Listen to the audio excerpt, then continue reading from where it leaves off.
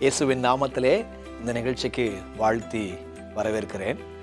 வேதத்தை ஆராய வேண்டும் என்று அன்பராக இயேசு கிறிஸ்து சொல்லியிருக்கிறார். அந்த வகையில் ஒரு அருமையான வேத பாடத்தை நாம் படித்து கொண்டு வருகிறோம். பாடத்தினுடைய தலைப்பு மாற்றங்கள் என்கிற ஒரு தீமில் நம்ம படிச்சுட்டு வரோம். நிறைய பேருடைய மாற்றங்களை குறித்து படிச்சிருக்கிறோம். அந்த வகையில் இன்றைக்கி இன்னொரு மாற்றத்தை குறித்து நாம் படித்துக்கொள்ள போகிறோம். இந்த வேத பாடத்திற்கு அன்பான நண்பர்கள்லாம் வந்திருக்கிறாங்க.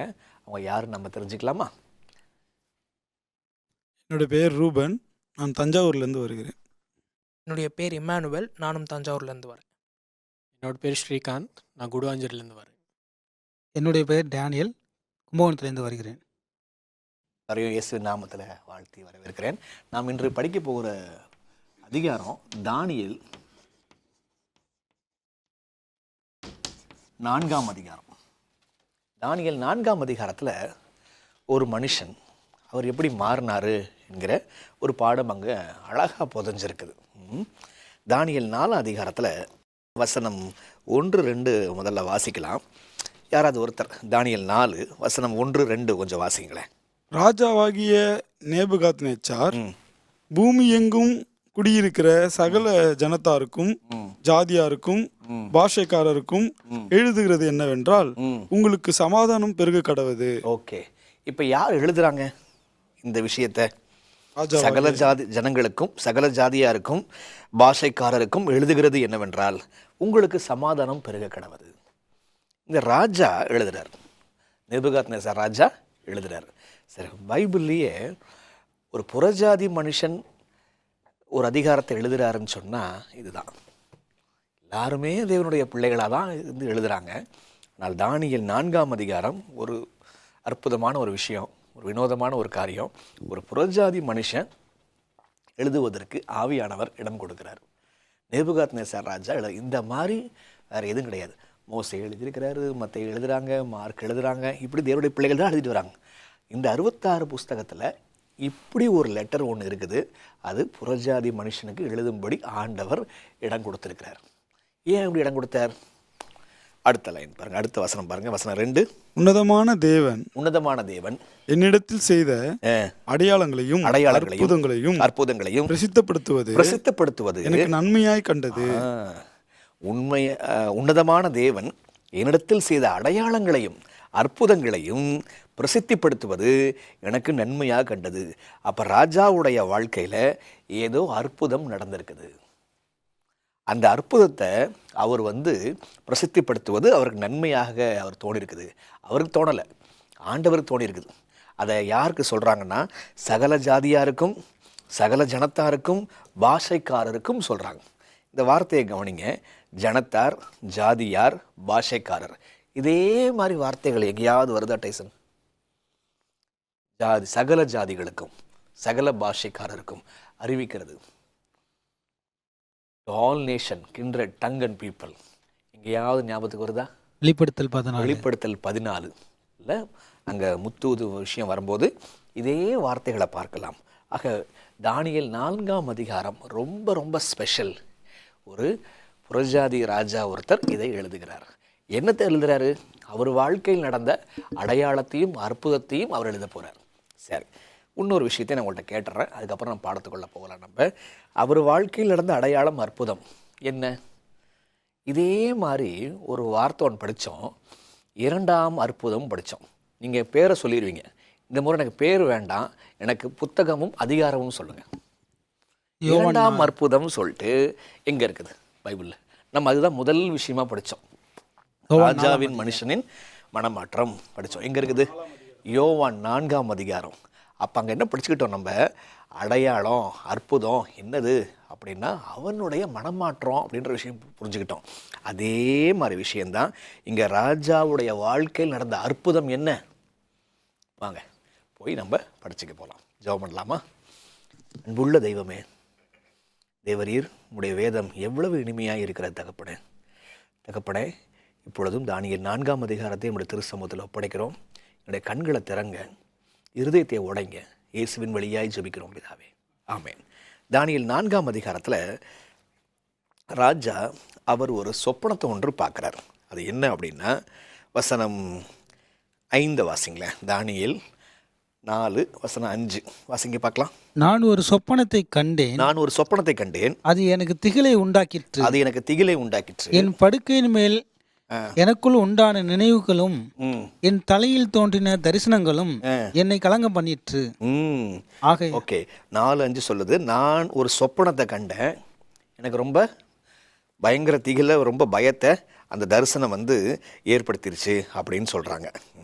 சரி, அந்த சொப்பனம் என்ன அப்படின்னா வசனம் 10க்கு வந்துருங்க. தானியேல் 4:10. நான் படுத்திருக்கும் போது என் தலையில் தோன்றின தரிசனங்கள் என்னவென்றால் இதோ தேசத்தின் மத்தியிலே மிகவும் உயரமான ஒரு விருட்சத்தை கண்டேன். ஓகே, நான் படுத்திருக்கும் போது என் தலையில் தோன்றின தரிசனம் என்னவென்றால் தேசத்தின் மத்தியிலே உயரமான ஒரு விருட்சத்தை கண்டேன். டைசன் வாசிங்க வசனம் 11. அந்த விருட்சம் வளர்ந்து பலத்து தேசத்தின் எல்லை பரியந்தமும் காணப்படத்தக்கதாக அதன் உயரம் வான பரியந்தம் எட்டினது. அந்த விருட்சம் ரொம்ப ஹைட்டான செய்து வளர்ந்திருக்கு, வான பரியந்தம் வளர்ந்திருக்குது. 12 வாசிங்க. அதன் இலைகள் நேர்த்தியும் அதன் கனி மிகுதியா இருந்தது. எல்லா ஜீவனுக்கும் அதில் ஆகாரம் உண்டாயிருந்தது. அதன் கீழே வெயிலின் மிருகங்கள் நிழலுக்கு ஒதுங்கினது. அதன் கொப்புகளில் ஆகாயத்து பட்சிகள் தாபரித்து சகல பிராணிகளும் அதனால் போஷிக்கப்பட்டது. ஓகே, அது எவ்வளவு கனி தரக்கூடிய ஒரு நல்ல செழுமையான ஒரு மரமாக இருந்துச்சுன்னு சொல்லிட்டு வசனம் சொல்லுது. வசனம் 13 ரூபன் வாசிங்க. 13-14. அந்த சொப்பனத்தை பற்றி படிச்சுட்டே வரோம். இப்போ ராஜா கண்ட சொப்பனம், திகிலை ஏற்படுத்தின சொப்பனம், அது என்ன? அது ஒரு பெரிய விருட்சம், என்ன மரம். வசனம் வாசிங்க 13. நான் படுத்திருக்கையில் என் தலையில் தோன்றின தரிசனங்களை காணும்போது காவலனாகிய பரிசுத்தவான் ஒருவன் வானத்திலிருந்து இறங்கி வர கண்டேன். அவன் உரத்த சத்தமிட்டு இந்த விருட்சத்தை வெட்டி இதன் கொப்புகளை தரித்து போடுங்கள், இதன் இலைகளை உதிர்த்து இதன் கனிகளை சிதறடியுங்கள், இதன் கீழுள்ள மிருகங்களும் இதன் கீழ் கொப்புகளிலும் உள்ள பட்சிகளும் போய்விடட்டும். வசனம் 15.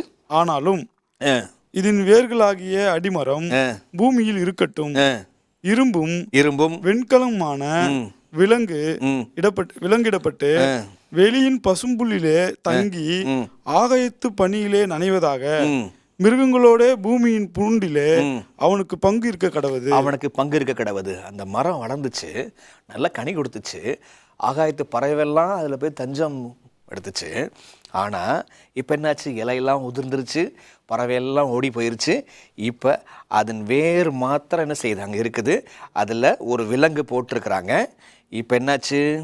அது வந்து அப்படியே இருக்குதுன்னு வசனம் 16 பாருங்க. அவனுடைய இருதயம் மனுஷ இருதயமாயிராமல் மாறும்படி மிருக இருதயம் அவனுக்கு கொடுக்கப்பட கடவுது. இப்படி இருக்கிற அவன் மேல் 7 காலங்கள் கடந்து போக வேண்டும். சரி, இப்போ சொப்பனத்தை படிச்சிங்களையா? சொப்பனத்தில் என்ன விஷயம் சொல்லப்பட்டிருக்கு? எதை பார்த்தாரு நேபுகாத்நேசர் ராஜா? ஒரு பெரிய விருட்சம், ஒரு மரத்தை பார்த்தாரு. எவ்வளோ ஹைட்டு? ரொம்ப பரியந்தம். எவ்வளவு கனி? நிறைய இருந்துச்சு.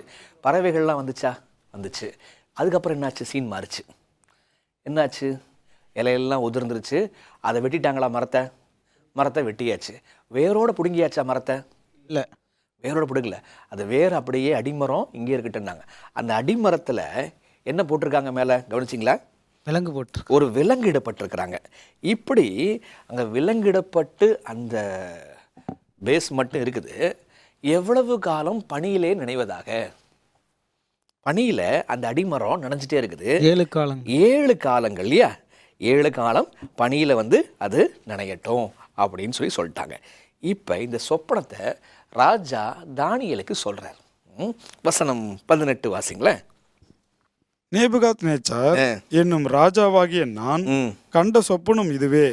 இப்பொழுது பெல்தேஷத்தாரே, நீ இதன் அர்த்தத்தை சொல்லு.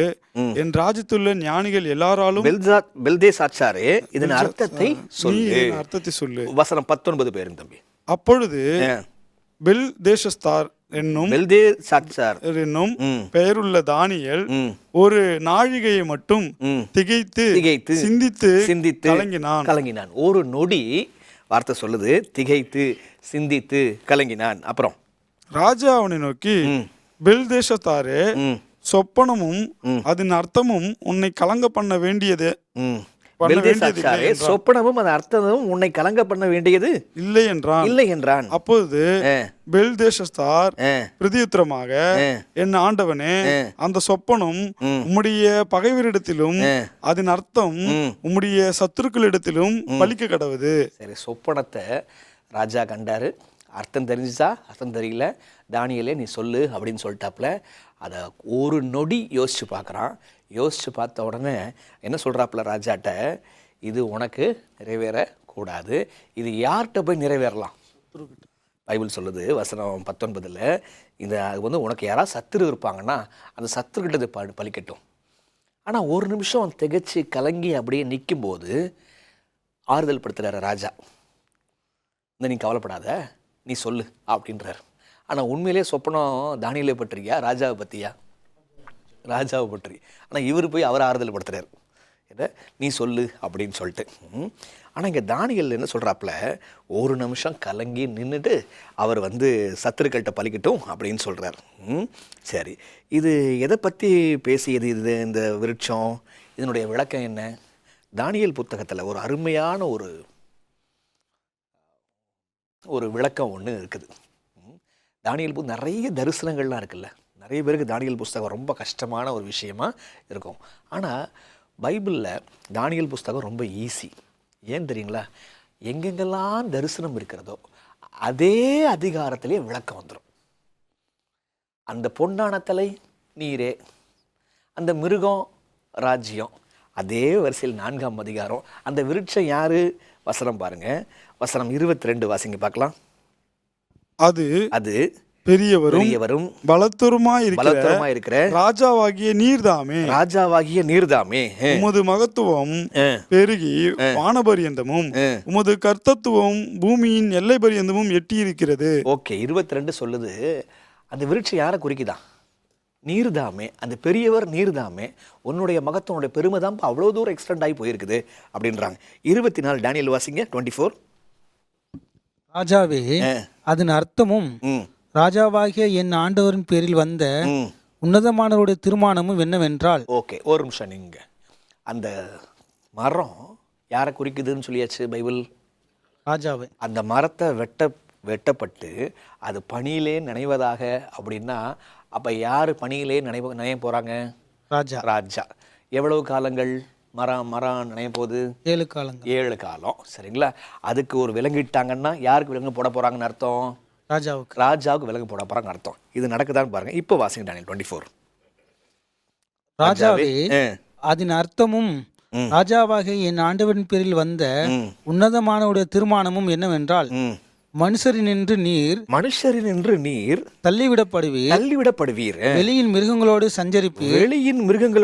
சஞ்சரிப்பீர், மாடுகளைப் போல புல்லை மேய்வீர், ஆகாயத்து பனியிலே நனைவீர். கரெக்டா இருக்கா? அந்த மரம் எப்படி நனையும் போது அதே போல இவரும் நனைவார்.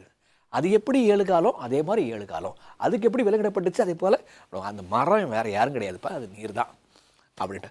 அப்போ என்ன விஷயம் சொல்கிறாங்க நாசுக்கா அப்படின்னா, ராஜாவுக்கு ஒரு பிரச்சனை வருது. நீ மனுஷங்கள்லேருந்து தள்ளிவிடப்படுவீர், நீ பனியில் நீ நினைவ 7 வருஷம், 7 காலம்னா 7 வருஷம். அப்போ வரப்போகிற துன்பத்தை குறித்து ஆண்டவர் முன்கூட்டியே சொல்கிறார். அதுதான் விஷயம். இப்போ வசனம் 27 வாசிங்க. வசனம் 27. ஆகையால் ராஜாவே, நான் சொல்லும் ஆலோசனையை நீர் அங்கீகரித்து கொண்டு நீதியை செய்து உமது பாவங்களையும் சிறுமையானவர்களுக்கு இறங்கி உமது அக்கிரமங்களையும் அகற்றிவிடும். அப்பொழுது உம்முடைய வாழ்வு நீடித்திருக்கலாம் என்றான். ஓகே, ஆண்டவர் அந்த மரத்தை வெட்டின மாதிரி சொப்பனத்தில் இவனை தள்ளி விடணும்னு பார்க்குறாரு. ஆனால் இங்கே ஒரு வழி சொல்கிறாரு, அப்படி நடக்கணும்னு அவசியம் இல்லைப்பா. நீ ஒரு காரியம் செஞ்சின்னா உன் வாழ்வு நீடித்திருக்கலாம். என்ன செஞ்சால் போதும்? வசனம் 27 ஆன்சர் இருக்கு பாருங்க. நீதியை செய்து உமது பாவங்களையும் சிறுமையானவர்களுக்கு இறங்கி உமது அக்கிரமங்களையும் அகற்றிவிடும். அப்பொழுது உமது வாழ்வு நீடித்திருக்கலாம். அப்போ என்ன செய்யணுமா, என்னத்தை விட்டுறணுமா? நீதியை செய்யணும், அக்கிரமத்தை விட்டுறணும், சிறுமையுமானவர்களை இறங்கணும், இரக்கம் காட்டணும். இரக்கம் காமிச்சின்னா இந்த பிரச்சனை உனக்கு வரவே வராது. என்ன, நீதியை செய்து இரக்கம் காமிச்சின்னா உன் வாழ்வு நீடித்திருக்கலாம். இந்த சம்பவம் நடக்கணும்னு அவசியமே இல்லை. அப்போ வெட்டப்படணும் என்று சொல்லப்பட்டிருக்கு, தள்ளிவிடப்படணும்னு சொல்லப்பட்டிருக்கு, நனைவதாகன்னு சொல்லப்பட்டிருக்கு. ஆனால் இதெல்லாம் நடக்கணுமா? அவசியம் கிடையாது. ஆண்டவர் சொன்னார், நினிவே பட்டணம் 40 நாளில் கவிழ்க்கப்பட்டு போகும். ஆண்டவர் சொன்னார், அவங்க நடக்கணும்னு அவசியமே கிடையாது. புரியுதுங்களா? இந்த சம்பவம் நடக்கணும்னு அவசியமே கிடையாது. சரி, கண்டிஷன் இருக்குது. என்ன செய்யணும்? நீதியை செய்யணும், இரக்கம் காட்டணும். செஞ்சிச்சுன்னா அவன் தள்ளிவிடப்பட வேண்டிய அவசியமே கிடையாது.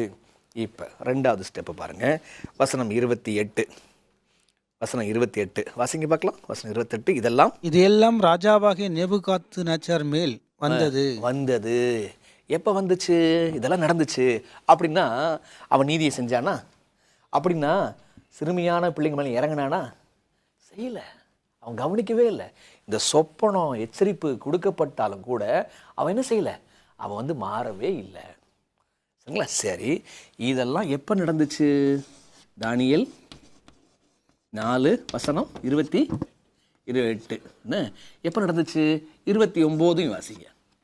12 மாதம் சென்ற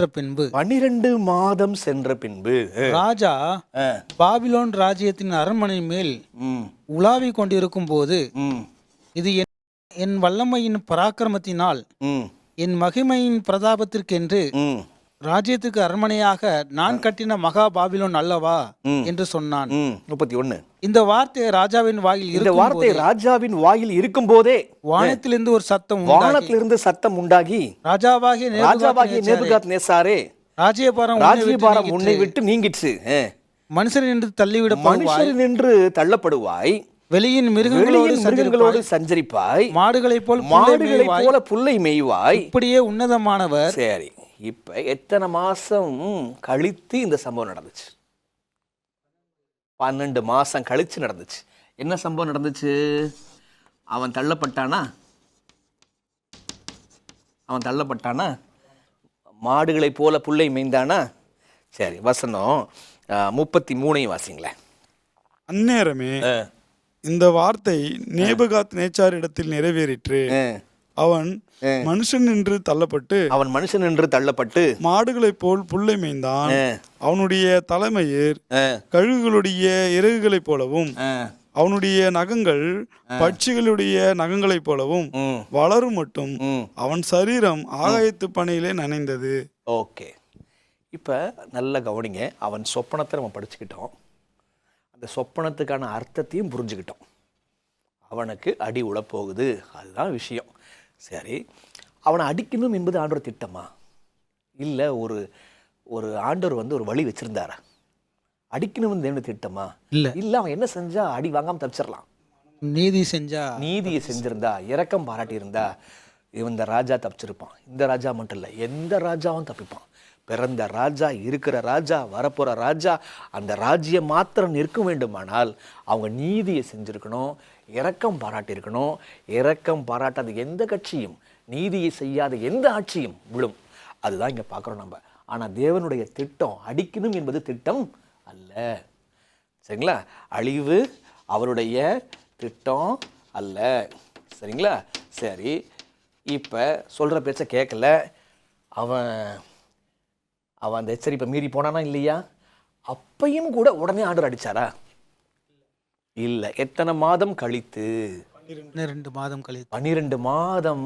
இவன் இப்படி செய்வான், இவன் திருந்த மாட்டான் அப்படின்னு தெரிந்திருந்தும் கூட 12 மாதம் ஓடுது. 12 மாதத்துக்கு பிற்பாடு தான் நான் கட்டின மகா பாபிலோன் அல்லவா திமிரெடுத்துட்டு பேசும் பொழுது ஆண்டவர் அந்த வாயில் இருக்கும்போது சென்டென்ஸை கூட முடிக்கல, ஆண்டவர் அடித்தார். சரி, இப்போ ராஜா கடைசியில் எங்கே இருக்கிறான்? இப்போ மனுஷரிலும் தள்ளப்பட்டு மாடுகளை போல புல்ல மேய்றான். அது அவனுக்கு தேவையா? தேவையில்லை. இதுதான் இந்த ராஜாவுடைய எக்ஸ் லைஃப். ராஜாவுடைய பழைய வாழ்க்கைன்னா இதுதான். அவன் அடிபடணும் அவசியமே கிடையாது. 12 மாசத்துல கூட திருந்திருக்கலாம். இந்த சொப்பனம் கொடுக்கப்பட்டு 12 மாசம் கூட திருந்திருக்கலாம். அப்பயும் திருந்தல, ஆண்டவர் அடிச்சிட்டார். இப்போ வாங்க இவன் வாழ்க்கை எப்படி மாறுதுன்னு பாருங்க. தானியேல் 4 ராஜா இப்போ என்னாச்சு பாருங்க, வசனம் 34 பாருங்க. அந்த நாட்கள் சென்ற பின்பு நேபுகாத் நேச்சாராகிய நான் என் கண்களை வானத்துக்கு ஏறெடுத்தேன். என் புத்தி எனக்கு திரும்பி வந்தது. அப்பொழுது நான் உன்னதமானவரை ஸ்தோத்தரித்து என்றென்றைக்கும் ஜீவித்திருக்கிறவரை புகழ்ந்து மகிமைப்படுத்தினேன். அவருடைய கர்த்தத்துவமே நித்திய கர்த்தத்துவம், அவருடைய ராஜ்யமே தலைமுறை தலைமுறையாக நிற்கும். பூமியின் குடிகள். வசனம் 36 வாசிங்களேன். அவ்வேளையில் என் புத்தி எனக்கு திரும்பி வந்தது. என் ராஜ்யபாரத்தின் மேன்மைக்காக என் மகிமையும் என் முகங்களையும் எனக்கு திரும்பி வந்தது. முகக்களையும் எனக்கு திரும்பி வந்தது. என் மந்திரிமாரும் என் பிரபுக்களும் என்னை தேடி வந்தார்கள். என் ராஜ்யத்திலே நான் ஸ்திரப்படுத்தப்பட்டேன். அதிக மகத்துவமும் எனக்கு கிடைத்தது. சரி, எத்தனை வருஷம் காட்டில் இருந்தான்? 7 வருஷம். எத்தனை வருஷம் மாடை போல புள்ள தின்னான்? 7 வருஷம். எத்தனை வருஷம் விலங்கிடப்பட்டு இருந்த கிடந்தான்? அவன் மிருகம் மாதிரி கிடந்தான். 7 years. என்ன இப்போ இந்த 7 வருஷம் கழிச்சு அவனுக்கு புத்தி திரும்பிருச்சா? திரும்பலையா? ஆண்டுக்கு நன்றி சொல்லலையா? நன்றி சொன்னான். நீங்கள் சொல்லுங்கள் ஸ்ரீகாந்த், நீங்கள் சொல்லுங்கள். எப்படி இந்த ஒரு அடி அடித்த உடனே டக்குன்னு திருந்திட்டான்? ஏதோ ஒரு சம்பவம் நடந்துச்சு, அதனால் அவன் திருந்துறான். அந்த சம்பவம் என்ன அப்படின்னா, 7 வருஷம் முடிஞ்ச உடனே அவனை தேடி யார் வந்தாங்களாம்? அவன் மந்திரிமார் வந்தாங்களாம். அவனோட எல்லா ஆட்களும் என்ன செஞ்சாங்க? வந்தாங்களாம். அவன் சீட்டு அவனுக்கு கிடச்சிச்சா? கிடச்சிச்சு. கொஞ்சம் யோசிங்க. ஒரு அரசியல் தலைவர் இல்லை ஒரு அரசியல் தலைவி 40 நாள் சிக்காயி ஒரு ஹாஸ்பிட்டலில் போய் அட்மிட் ஆகுறாங்க.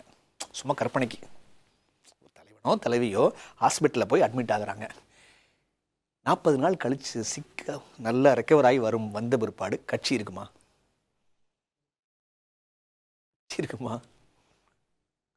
கட்சி போயிடும், வேற ஆள் உட்காந்துருவாங்க.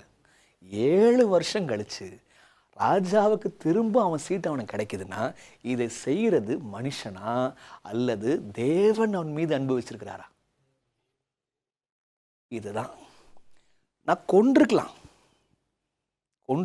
ஹாஸ்பிட்டலுக்கு போகிறாங்க நிறைய பேர், திரும்பி வீட்டுக்கு வரதில்லை. ராஜாக்கள் போகிறாங்க, மந்திரிமார்கள் போகிறாங்க, திரும்பி வீட்டுக்கு வரதில்லை. என்ன நடக்குதுன்னே தெரியல. ஆனால் இவன் 7 வருஷம் காட்டுக்குள்ளே இருக்கிறான். ஏதோ யோசேப்பை அடித்து சாவடித்த மாதிரி கதை வந்துச்சு பார்த்தீங்களா? அந்த மாதிரி என்ன பண்ணிருக்கலாம், வந்திருக்கலாம். ஆனால் அது நடக்காமல் ஆண்டவர் உயிரை கொடுத்து சிங்காசனையும் கொடுத்தாரு. எதற்கு? இதுதான் ராஜா புரிஞ்சுக்கிறான். ஆண்டவரே, நான் ரொம்ப பெருமையாக இருந்துட்டேன்ப்பா. அதாங்க சொல்கிறாப்புல, எவரையும் தாழ்த்த உம்மாலே ஆகும், அகந்தையாய் பேசுகிற எவரையும் தாழ்த்த உம்மாலே ஆகும். அப்போ பெருமையாய் இருந்த ராஜா தாழ்மையாய் மாறினானா? எப்படி? பரலோகம் அவன்கிட்ட பொறுமையாக இருந்துச்சு. பரலோகம் தண்டிக்கவே விரும்பலை. அப்புறம் தண்டனை தான் அவனை மாற்றுச்சு. இது ராஜாவுடைய வாழ்க்கை அல்ல, உங்கள் வாழ்க்கை, என் வாழ்க்கை. நம்மள்ட்ட ஆண்டவர் பொறுமையாக இருக்கிறார், ரொம்ப பொறுமையாக இருக்கிறார். அந்த கெட்ட குமாரனை அங்கே குறைவுபட தொடங்கும் போது தான் புத்தி வந்துச்சு, அடித்த பிற்பாடு தான் புத்தி வந்துச்சு. ஆண்டவர் சொல்லி திருத்தணும்னு பார்க்குறாரு, சில சமயம் தண்டிச்சுன்னு திருத்துவார். இது ஆண்டவர் திட்டம் கிடையாது. சரிங்களா? அன்பான நேயர்களே, உங்களுக்கு புரியுதா? தானியேல் 4ஆம் அதிகாரம் அது ராஜாவுடைய வாழ்க்கை மட்டுமல்ல, நம்ம வாழ்க்கை. ஆண்டவர் நம்ம அடிக்க விரும்புவதில்லை, திருத்தவே விரும்புகிறார். இன்றைக்கே இந்த வசனத்தை கேட்டு நம்ம திருந்தலாமா? ஒரு நிமிடம் ஜெபிக்கலாம். யாராவது ஜெபிக்கிறீங்களா? ஜெபிப்போம். எங்களை அதிகமாக நேசிக்கின்ற நல்ல தகப்பனே, அப்பா, இந்த நேரத்துக்காக நன்றி அப்பா. நல்ல ஒரு அப்பா வேத பாடத்தை நாங்கள் இப்பொழுதும் கேட்டோம். அன்புள்ள ஆண்டவரே, இந்த உலகத்தை ஆண்ட முதல் ராஜ்யமான அப்பா அந்த பாபிலோன் ராஜாவானவர் சுவாமி அகந்தையாக இருந்திருக்கிறார். சுவாமி, அவர் அகந்தையினால் அவர் எவ்வளவு வாழ்க்கையில் கஷ்டப்பட்டார்.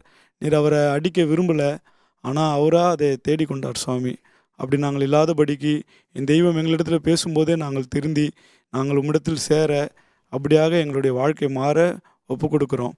தேவன் தாமே பொறுப்பெடுத்துக் கொள்ளுங்க, எங்களை மாற்றுங்க. இயேசுவின் வழியாக கேட்கிறோம் நல்ல தகப்பனே, ஆமென்.